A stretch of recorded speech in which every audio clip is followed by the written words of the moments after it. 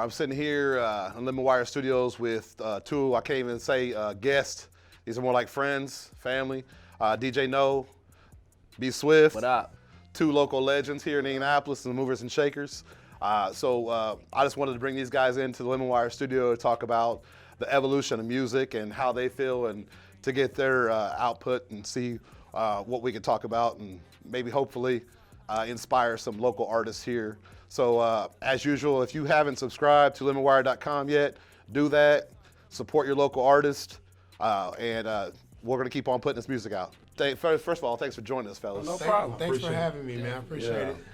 So the first question I wanted to ask you guys, as a DJ, you guys see different kinds of music come in across your desk and in your ears on a daily basis. How would you say that music has changed in the past 15 years versus to when we were growing up? You know, what changes have you seen, and are those positive changes, or do you think that they affect the youth in a negative way? I don't know really what the 15 years, like to me the changes are this, well, at least from the 90s to the early 2000s, a lot of the samples now are a little bit more tasteful to me. They just take a little taste of what you got and they just totally flip it into something else. I'm like, oh, I kind of like how they did that. I also think that rappers are more melodic than they used to be. And then I just think that the overall production quality is becoming way more consistent. Yeah, definitely. Because of the new technology. There's probably a lot more changes, but those are just some of the things that I noticed. Right. For me, one is just faster music. Like at one point, you used to have to wait to get music. It might be every 3-6 months. Now you can get a different song every 15 minutes from an artist if they really want to. Like, right, they drop it online. Yeah, it's just everywhere. And I guess the other piece I see is just the change in what the music is, you know what I mean? Whether you want to be an old head and say, oh, they don't really rap no more, they, or you want to be like, hey, they just having fun. So, you know what I mean? I think it's different in the styles and what's being talked about on records. Well, it's like I grew up listening to KRS-One, My Philosophy, Sugar Hill Gang, so I grew up with Africa Bambaataa, those were the type of, music I grew up listening to. So when I hear something on the radio and I hear, like mumble rap, for instance, or, I can't grasp it, and at the end of the day, it's still a KRS-One out there, you know what I mean? Whether you want to say it's Rhapsody, whether you want to say it's a Kendrick or a J. Cole, but you still got the mumble raps, which in the 90s, I'm gonna put MC Hammer and Vanilla Ice there. Compared to today's Chief Keefs or whoever, like they one-hit wonders, and you know what I mean? So like with DJs, we have to be, like I tell people all the time, I don't care if it's my favorite song. I gotta play it because it's your favorite song. So I gotta listen to it, and I might hate it, but I grow to like it just because I have to play towards the crowd. I can't play what I want to play all night. I'm really a jukebox, I guess. You know what I mean? Like, but you learn to like it. It's not bad. I grew to love it. Like, I think like. I'm trying to think of a mumble rapper. Young Thug, for instance. Like, when I first heard it, I was like, I don't know. But now I'm starting to understand him. It takes you a while. I'm like, oh, he's talking slick. Yeah, like it reminded me of Bone Thugs when they first came out. I didn't know what they were saying. Then the more I listened to it, I'm like, smoking jet food, stoking death food, ready to pep you if we got to. I'm like, now I get it. So like, I'm like you, like Thug, I didn't like, but now the more I hear him, I love. I think it's really cool. You can go online and like I can go on my iTunes and I can just type in lyrics, and now I can just go through the lyrics with it. Right. As before, when we were a kid, you had to rewind and say, write it all down. He's not saying that. He's saying word him up, not murderer. Right. Facts. Making up your own stuff, right? Well, and then like I said, like as an artist, I've seen a lot of artists here, and they say the same thing. Like I learned my craft from, and so. But as an artist, you want to, have your own identity as well. I went to that Young Thug concert and MGK. I'm an MGK fan. Young Thug, I was kind of like, it was a weird pairing. But like you were saying, like I was like, okay, cool. I'm starting to understand a little bit more now. You guys work with local artists as well. What local artists would you like to see collab from anyone from the past, present or not present? That's a good question. Me personally, I've worked with UG. UG is dope. Gringo Gang, There's another group I've worked with they're doing their thing. I'm trying to think of people off the head. I hope I don't forget nobody. That's why I'm not gonna say no names. Everybody can get mad at me or whatever. But it's a few local artists. If you put them with groups in the day, would be like Prophet's hard. Like I would take like a Skip and put Skip with Rakim or something. Like they both can really rap and not gonna curse. So I don't know. It just you gotta sit down. I don't know if I can even decide who goes together. Right. Yeah. Oh, so you're saying pair somebody? Yeah, pair like something like for less of Tupac and like somebody local. Like that's so hard. That's real hard to do. Prophet could be like a real like East Coast MC. Yeah. Like even like if you he could be in the UGK maybe. Take a Paris and put Paris with like Paris Ledane. Yeah. She could be like a. I would like to see Missy Elliott. I would like to see her with like a Missy. Yeah, like her and Missy yeah. do a track together probably would be super dope. Right, Like, you know what I mean? That would be hard. Yeah, and if you can have, if you guys can see anybody on here, French Montana. That'd be hard. Eugene and French. That'd be hard. If you could see anybody on here, who would you think should be on here next on LemonWire? I'm gonna go with him. I think UG should. I think UG dope. Like he got a great story. He's worked. You know what I mean? Been on multiple tours, skywalking with folks. And he'd actually be a really good interview. Yeah, that too. It'd be a real dope interview. Good. You know what I mean? Prophet as well. He's real hungry. Yeah. He's real hungry. He's got the sauce. Facts. And he's actually like a really.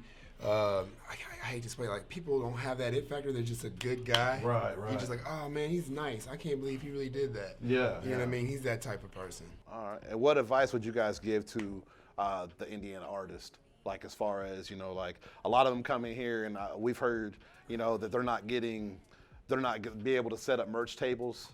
Like they have to pay to open up for somebody and then they can't set up a merch table to get that money back. So what advice would you give to them? Don't pay it. Don't pay it. Don't get discouraged. Don't give up. Keep making your music and keep getting out there to people. Don't try to like take the shortcut. Go reach out and touch people. Get your social media following up, and then the hard way. The hard way. And then the other thing I would say is, don't try to compare yourself to other people. You're fighting your own war. You are on your own. You're competing with yourself. You're not competing with everybody else. Yeah. You are in retrospect, but you're not. Like, run your own race. Don't get so caught up in, so-and-so's doing this and doing that, and how they do this and how they do that. Actually, just stay to yourself and like really just put your head down and hunker in and grind. Right. And for me, it's make your own rules. You know what I mean? Like you say, somebody pay for a show and they won't let you set up a merch table. Do your own show. I'm gonna do my own show. I'm gonna figure out how I can go rent a club and add on cats from Indianapolis that I feel like if I add this person, that's 10 people he can bring. If I add her, she might bring 20. I could bring 50. Like I'm gonna make my own rules. The radio won't play it. Cool. Let me figure out how I can start an internet radio station and create the buzz. Like, cause you still gotta figure out you know what I mean? You gotta figure out them pieces. The club DJs won't play it. Cool. Go hire a DJ as your personal DJ. And maybe that person is working the clubs every week to where now you built their relationship, so now they want to play your song because y'all got a real working relationship, so I'm going to help you because you helping me. Like, you got to make your own fucking rules. Well, in the long run, you're your own boss. Yeah. You know what I mean? And speaking on being a boss, be a boss, be professional. Yeah, be that. Approach people professionally. Don't send a little one thing email and you got your song and it says something rough on it and make it look like how the actual track looks on an iTunes song with the CD jacket, with the graphics and handle your business professionally. Write a real email. Have good credit. Have good credit. If you got good credit, you can ask people for resources to help you market and promote your product. Facts. You know what I mean? And don't just get discouraged by just Indianapolis. We got the internet now. And that's you my can be thing. everywhere. Yeah. You can be everywhere. Network with people. Go to seminars. Go to those events where you can get in front of Jay-Z I know they or have music whoever. bills and stuff like that. Yeah, like they a got radio everything. station, Revolts, they do all. You gotta take advantage of that. You know what I mean? That's why I tell people, especially like today, technology, like, bro, I don't even really care for a person to tell me about music anymore because now I can get on Instagram and some 15-year-old I'm following is doing the latest challenge or TikToking or Triller into the newest songs. Like, you got to figure out how to really use that thing we use all day because that's really the new A&Rs and really opening the doors for the local artists and just artists in general. Again, Pandora, Spotify, Instagram, Twitter, Facebook, Triller, TikTok, like these things are the new record companies. Right. You know what I mean? These things are the new radio stations. These things are the new BET Rap Cities or the MTV Total Review Live shows. Like these are the new it's. Like you know what I mean? And it's free. Yeah. I don't have to have a budget to compete with Atlantic Records or Def Jam or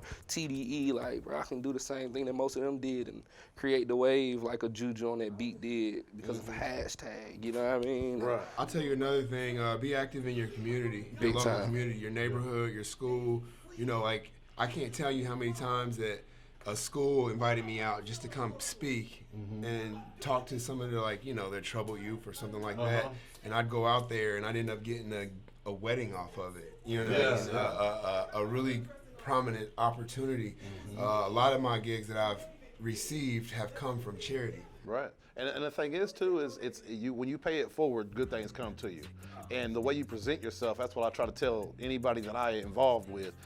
The way you present yourself speaks volumes. Absolutely. If I go out in the public and I'm a nuisance to the public, then you're gonna be a nuisance and ain't nobody wanna deal with you. Facts. If I go out and I speak to you professionally and I put my hand out and I looked at you eye to eye and make eye contact, that's what these kids nowadays I think are missing as far as promoting themselves. That too, and another thing they're missing, and I said this on Instagram and I had to take it down.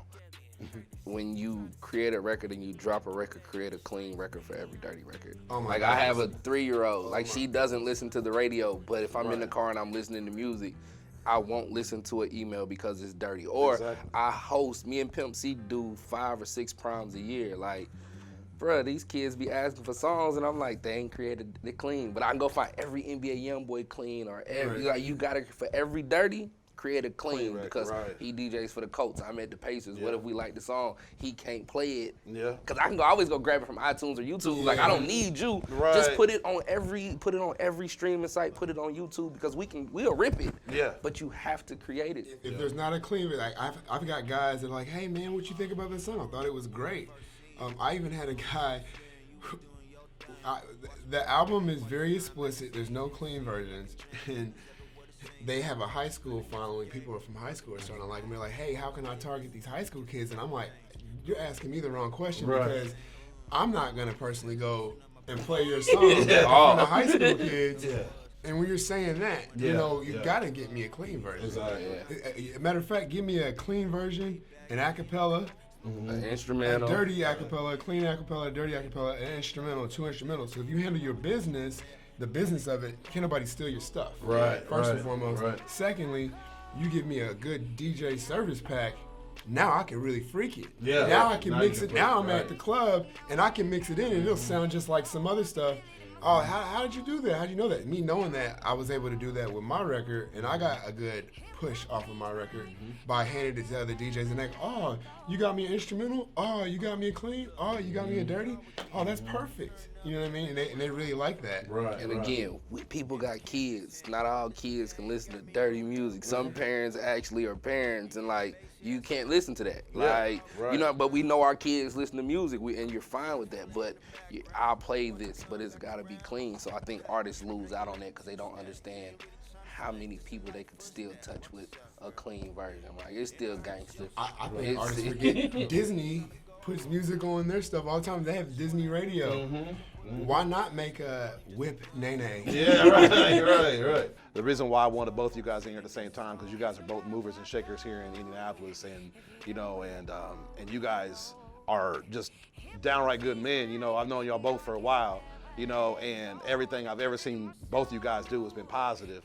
And so I just wanted to bring you guys in here, and I appreciate you coming in and spending time with us. You know, and just being a pillar of the youth. You know, to have somebody to go to, you know, is huge. You know, like there's so many kids out here now that don't have fathers, that don't have, you know, a parental figure in their life.